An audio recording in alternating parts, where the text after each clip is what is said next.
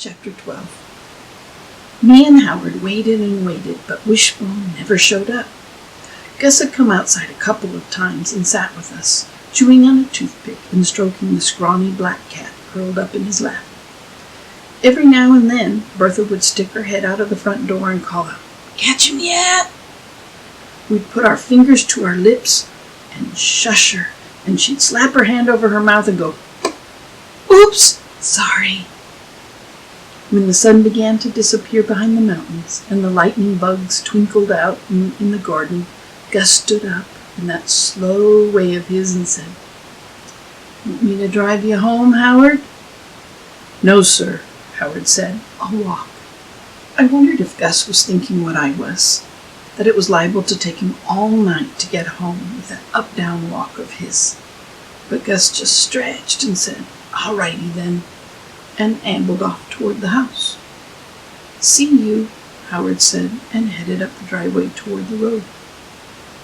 I sat there by the trap and looked over at Gus and Bertha's little house nestled on the side of the mountain. How come Bertha hadn't told me Mama had been here? Had Mama liked it here? Had she picked pole beans out in the garden with Gus? Has she helped Bertha make bread and butter pickles? Had she sat on the porch at night gazing up at Pegasus? Had she slept in that room with those canning jars? Finally, I got up and went inside. I looked around the living room at Gus's old easy chair, the dusty table covered with magazines and coffee cups, the TV with a bowl of plastic fruit on top. Hadn't Mama sat in that chair? Propped her feet up on the table while she watched soap operas on that TV? I could hear Gus and Bertha out on the porch talking. Every now and then, Bertha's laughter danced through the screen door. Finally, I went out there and sat in the lawn chair next to them. Light from the kitchen sent a soft glow over the porch. I took a deep breath and said, "So, Mama came here one time, right?" The two of them looked at each other. Gus cleared his throat and shifted in his seat. Bertha reached over and put her hand on my arm.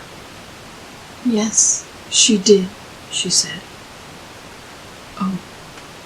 I watched one of the cats swatting a moth that was flitting around the porch. "When?" "A long time ago," Bertha said. "But when?" "When you were just a baby," she said. So I came to. From somewhere down in the woods, a bullfrog croaked, sending an echo across the mountains. Below us, crickets chirped in the tangled weeds under the porch. Bertha gave me a sad-eyed look. "No," she said, "you didn't come." "What about Jackie?" I said. "Did she come?" "No, Jackie didn't come either." "But where were me and Jackie?" I asked. "And Scrappy, what about him?" Bertha leaned over closer to me. She smelled like talcum powder. "Charlie," she said, "your Mama came here and left you and Jackie and Scrappy behind. Showed up on my doorstep in the middle of the night with a garbage bag full of clothes. Did she just come to visit?" I asked. But in my heart, I knew the answer to that question. "No, Charlie," Bertha said. She just up and left y'all without looking back." Bertha's voice suddenly had an edge to it, sharp and angry sounding. I would never have guessed Bertha could sound angry like that. "Oh," I said. Bertha continued, her voice getting sharper and angrier.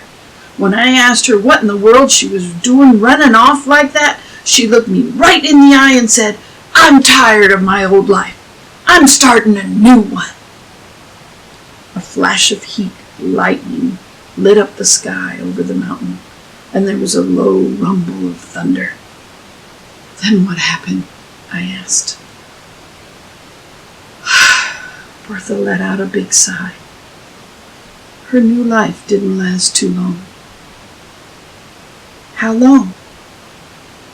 A couple of months. Well, what happened? I told her what I thought about her new life, and I reckon she didn't like it. She didn't want to hear what I thought about a mama who up and leaves her children behind. She stormed out of here like a freight train and hightailed it back to her old life, and I haven't seen her since. Another rumble of thunder echoed across the valley below us. I tried to call her, but she wouldn't even talk to me, Bertha said. I sent you and Jackie cards and gifts, but she sent 'em right back. After a while, I gave up. She patted my knee. I'm sorry to tell you these things, Charlie. I shrugged, like it was no big deal, but my quivering chin must have given me away. Bertha knelt in front of me and took both my hands in hers and said, Your mama loves you very much, Charlie, but sometimes she just loses her way. Loses her way? I'd be happy to draw her a map to show her the way back to being my mama again. I stared out into the dark woods below us and set my laser thoughts zipping through the trees and over the creek and down into the streets of town to wherever Wishbone was. I wanted him to know how much I needed him and what a great life he would have with me.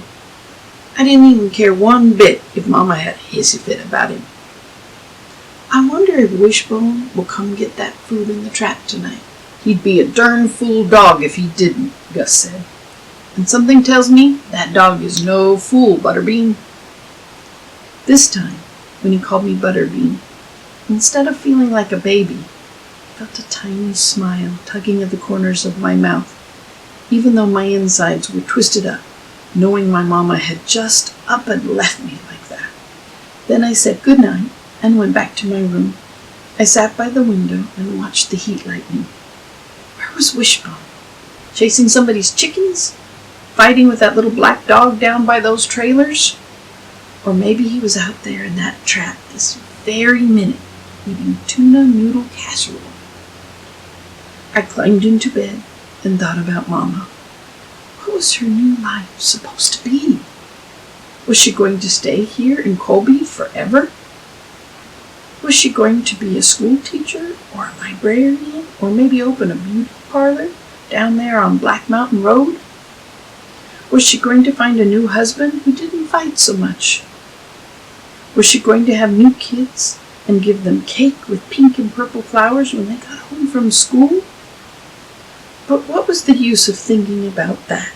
She had gone back to her old life, and there she is, and here I am, with my family, all broken and scattered every which way. Outside, the rain had started, slow and soft at first, and then faster and louder. The wind picked up and blew cool and damp through the screen. Suddenly I sat up, my heart pounding. I had made my wish today. My mind raced, thinking about my list of things to wish on. Too late for stars. No ladybugs in here. No four-leaf clovers, or pennies, or dandelions. And then I couldn't believe what happened next. From far off in the trees outside the window came the song of a mockingbird. Hearing a bird sing in the rain is on my list of things to make a wish on. So I closed my eyes and made my wish.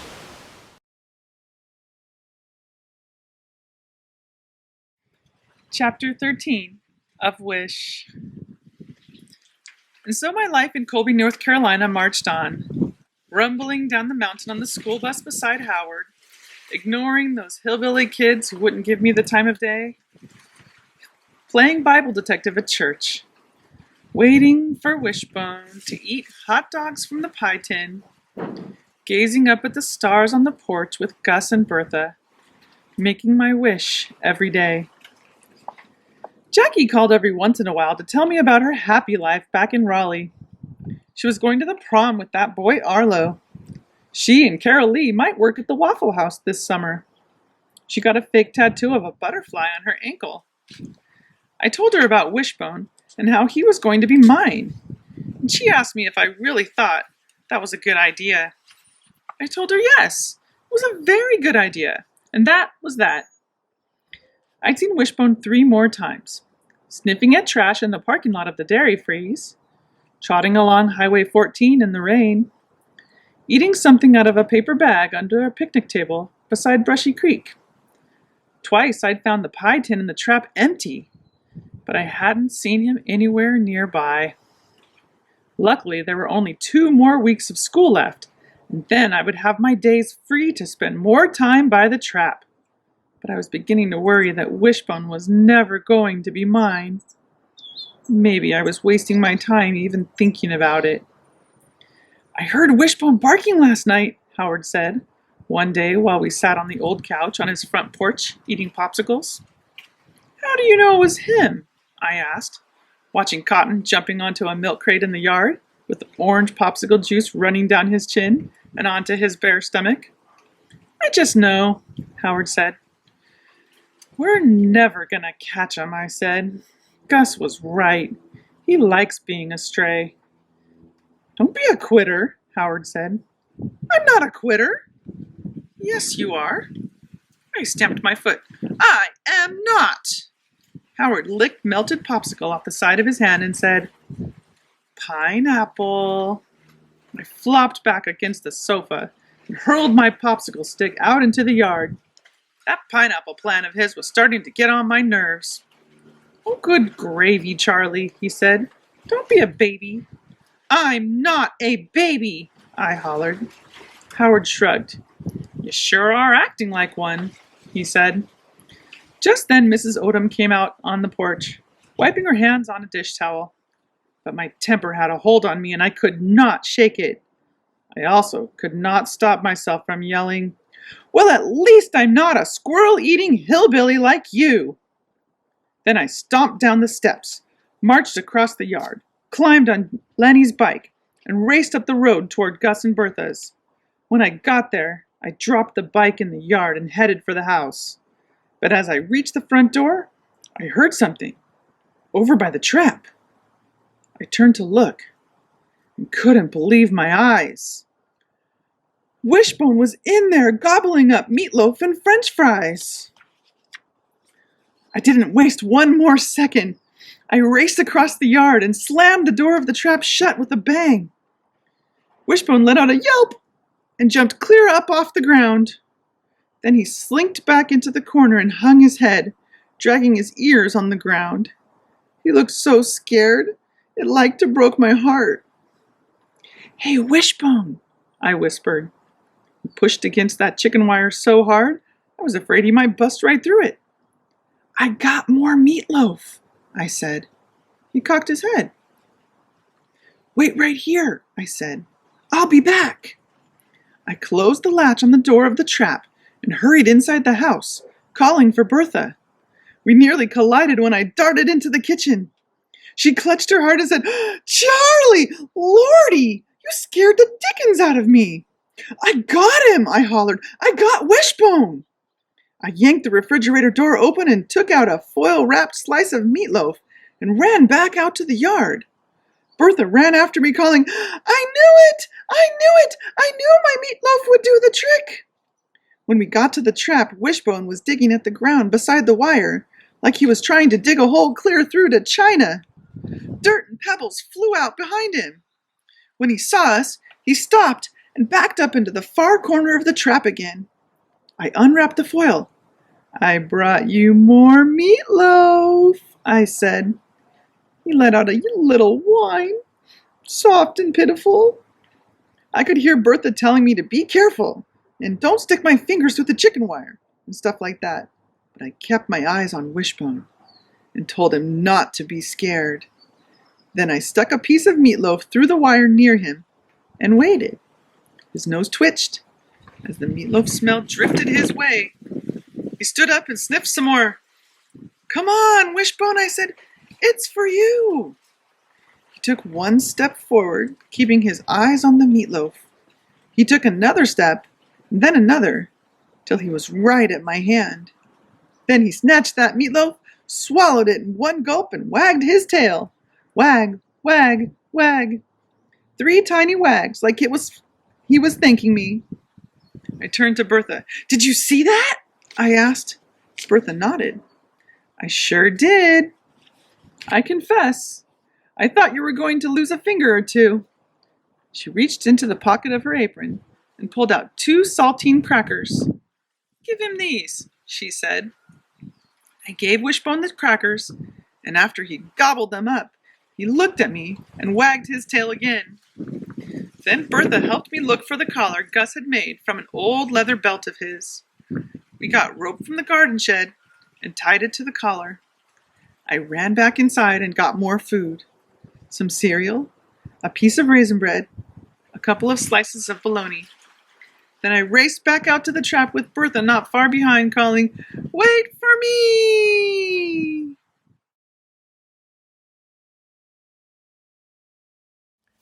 Chapter 14.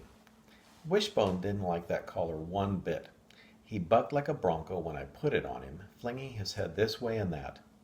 Then he sat down and dug his feet in like a mule when I pulled on the rope to get him out of the trap. But after leaving a trail of bologna like Hansel and Gretel's breadcrumbs, I managed to get him to follow me step by step to the house.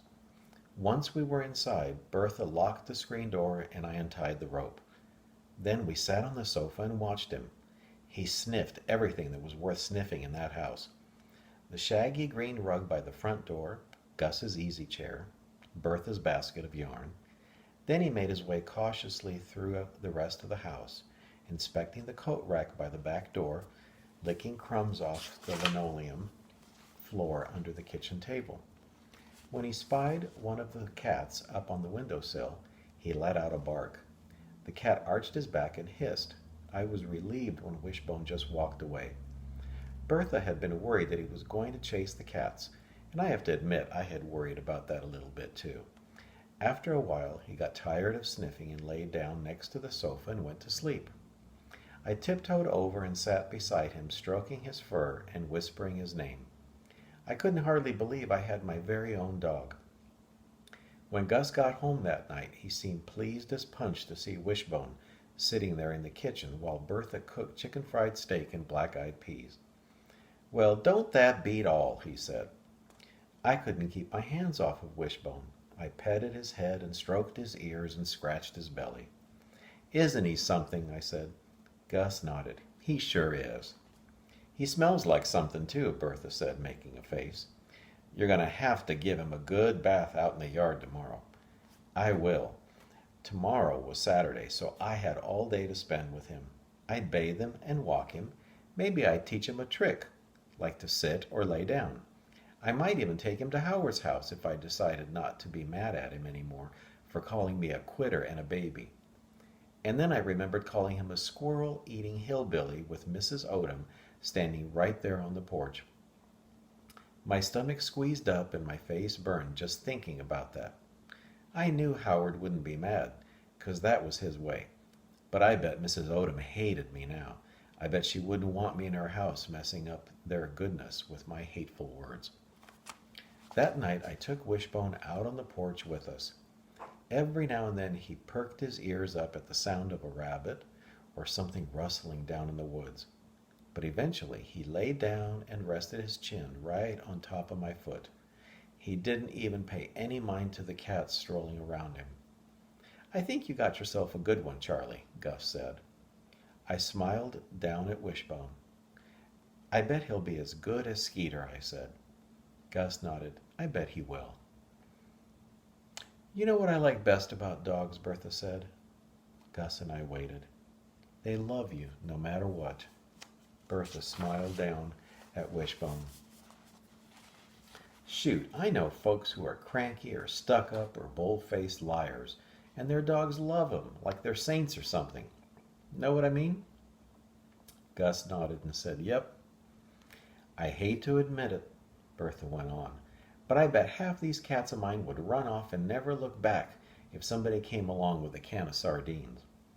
I leaned down and ran my hand down Wishbone's side. His fur was soft and warm, and he snored real soft while he slept. Then I gazed up at the starry sky and had a feeling I hadn't had in a long time. thankful. I felt thankful that I had my very own dog who would love me no matter what. When I woke up the next morning, the first thing I did was look for Wishbone to make sure I hadn't just dreamed he was mine. Sure enough, there he was, curled up on the floor beside me.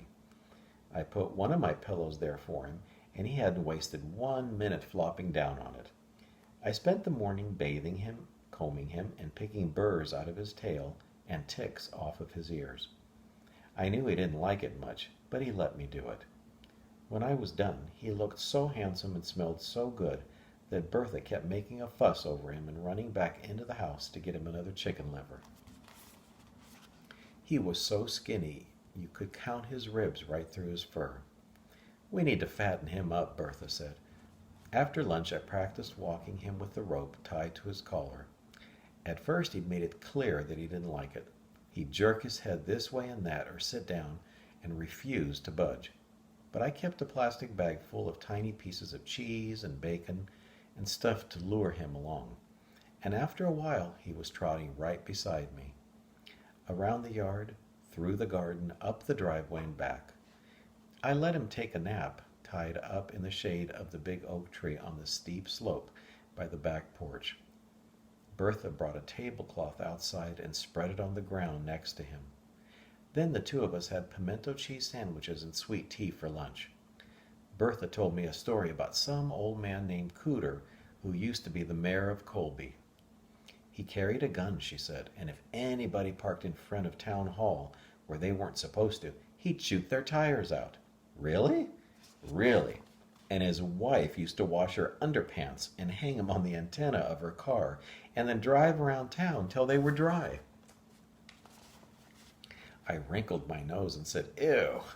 Bertha laughed. I know, the big old underwear looked like the national flag of the land of big behinds flapping in the breeze like that. Me and Bertha had a good laugh over that. Every now and then, Wishbone's feet jerked and he let out a little yip while he slept. I wondered if he was dreaming about running free again without a rope tied to him. I hoped not. I took a gulp of sweet tea and watched the honeybees flitting over the clover beside us. Clover! Maybe I could find a 4-leaf clover. So while Bertha told me about how Cooter and his wife bought a gold mine in Nevada and moved away, I searched and searched. Sure enough, I found one, but I didn't pick it. If you pick it, it will bring you good luck. But if you leave it growing there, you can make a wish. Which is exactly what I did. After lunch, I decided I wasn't mad at Howard anymore, so I tied Wishbone's rope leash to the handlebars of Lenny's bike and pedaled down the road to the Odoms. Wishbone seemed to love that, racing along beside me with his ears flapping and his tongue hanging out. When I got to Howard's, he and Dwight and Cotton were in the front, playing some game that involved throwing tin cans and punching each other. "Hey, y'all," I called. "Look what I got." They raced over and gathered around Wishbone, stroking his back and patting his head. "Wow, Charlie," Howard said, "you did it." I couldn't stop myself from beaming at him. "I know," I said. "And isn't he great?" Howard scratched behind Wishbone's ears. "Looks like he's got some beagle in him," he said. "I like his ears." While the Odom boys made a fuss over him, Wishbone sat there with his eyes closed and a doggy smile on his face. We played with him the whole afternoon. Cotton kept tossing popcorn for him to catch, and Dwight led him across the yard on the leash and got him to jump up onto an old cooler and sit. Howard even taught him to shake hands in no time flat. "He's smart," Howard said, and we all nodded in agreement. "Let's show Mama his tricks," Howard said, hurrying to the porch in his up-down way. With everybody making such a fuss over Wishbone, I'd forgotten about what I'd said yesterday when my scrappy temper had grabbed hold of me. But when Mrs. Odom came out to the yard to see Wishbone, I remembered. My face burned, and I couldn't even look at her. Howard showed her how Wishbone could sit on the cooler and shake hands. "Ain't he smart?" he said. "He is smart for sure," Mrs. Odom said, "and lucky he's found such a fine friend as Charlie." I felt relief wash over me. Maybe Mrs. Odom wasn't mad at me after all. "Let's get some treats and teach him to roll over," Howard said. "That's a good idea. Mrs. Odom ruffled my hair. "I've got some squirrel pie fresh out of the oven." I wanted to sink right into the ground when she said that, or disappear into thin air. Poof! Gone. But of course I couldn't, so I just stood there with my face burning and my stomach in a knot. Dwight and Cotton hooted and hollered, slapping their knees and saying, "Squirrel pie!" Mrs. Odom put her arm around my shoulder, and when I got up the courage to look at her, she winked at me. I'm so glad to have a feisty female around here to keep these boys under control. I've been needing a girl on my team. On her team? Mrs. Odom needed me on her team? I wish I could have saved that moment there in that wheat field yard, surrounded by those good-hearted Odoms, with the wishbone sitting there on the cooler in front of us. Just pack it into one of Bertha's canning jars to keep in my room. Then when I was feeling bad about myself or loaded down with all my troubles, I could open it up and breathe in the goodness of it, and I'd feel better. But the moment passed, and Howard brought a piece of chicken out to the yard, and we tried to teach Wishbone to roll over. But all he wanted to do was eat that chicken. "Back in Raleigh, we've got a fence around our yard, so he can run free back there," I said. Howard's smile faded, and he said, "Do you think your mama will let you keep him?" Shoot! I wished he hadn't said that, 'cause it stirred my worries up, and I'd been doing such a good job of keeping them locked in tight. The truth of the matter was, there was no telling what Mama would think about me showing up back there with Wishbone. But I managed to push that worry away and say, "Sure she will. She's going to love him." "When are you leaving?" Howard asked in a tiny, quivery voice. I shrugged. "I don't know." I said, "Soon, I bet." But I knew in my heart that Mama still didn't have her feet on the ground. I mean, I hadn't even gotten so much as a postcard or a phone call from her since I'd been in Colby. I knew she was still laying around in her bathrobe in the dark, drinking diet soda for supper, and not thinking about me one bit. Howard got quiet after that, so I finally tied Wishbone to the bike and headed back up to Gus and Bertha's. When I got there, Gus was sitting at the kitchen table while Bertha sliced green peppers from the garden and jabbered about that fancy new drugstore they were building on Route 26. "Well, there they are," Gus said when he saw me and Wishbone, "a girl and her dog." Then he reached in his pocket and pulled out something that he held out to me in his palm. A little bone-shaped dog tag with Wishbone engraved on it. He turned it over and showed me it had a phone number on the other side. "Gus!" Bertha squealed. "You are a prince!" She kissed his cheek. "Ain't he a prince, Charlie?" I nodded.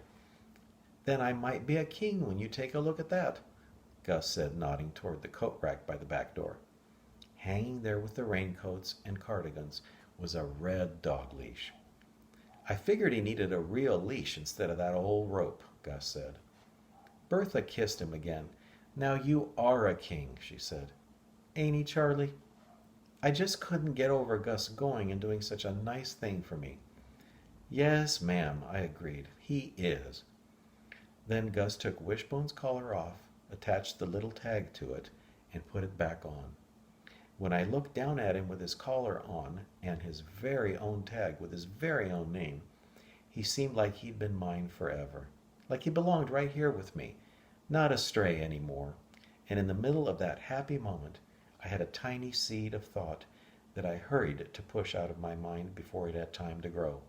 That thought was this: where in the world do I belong?